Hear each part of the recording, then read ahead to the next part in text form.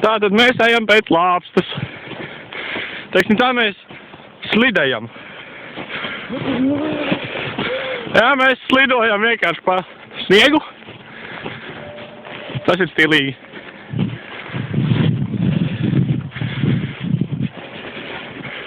Tātad es domāju, pa šeit ir labāk slidot nekā pa to laidu, kas mums tur ir.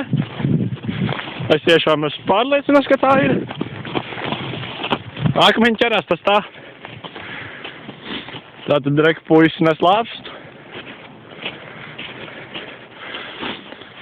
Šī lāpsta ir... Tad mēs iesim tīrīt kalnu. Nākamajā video redzēsim, kā mēs lidojam pāri Kupenai. Un bija bišķīt labāk iet. Māc Bigo.